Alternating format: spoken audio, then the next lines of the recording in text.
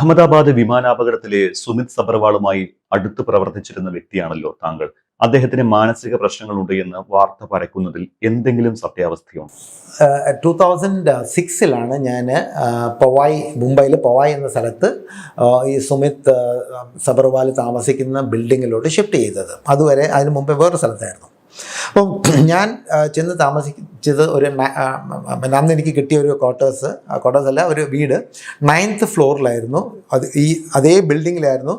അതേ 9th ഫ്ലോറിലാണ് സുമിത് സബർവാളും ഫാമിലിയും താമസിച്ചിരുന്നത്. സുമിത് സബർവാളിൻ്റെ അന്ന് അദ്ദേഹത്തിൻ്റെ പ്രായമുള്ള അപ്പനും അമ്മയും ഉണ്ടായിരുന്നു. അദ്ദേഹം ഒറ്റയ്ക്കായിരുന്നു. അദ്ദേഹം അതിനു മുമ്പ് കല്യാണം കഴിച്ച് സെപ്പറേറ്റഡായി. ഓക്കെ.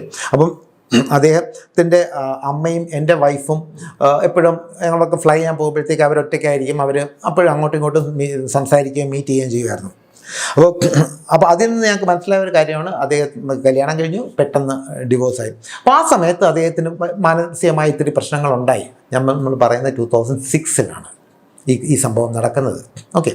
അപ്പം അത് കഴിഞ്ഞ് 20ഓളം വർഷങ്ങൾ കഴിഞ്ഞ് ഫ്ലൈ ചെയ്തുകൊണ്ടിരുന്ന 10,800 മണിക്കൂർ ഫ്ലൈ ചെയ്യുന്ന ഒരു വ്യക്തിക്ക് മാനസിക രോഗമുണ്ടെന്ന് പറയുകയാണെങ്കിൽ അതിന് എനിക്ക് യോജിക്കാൻ പറ്റില്ല.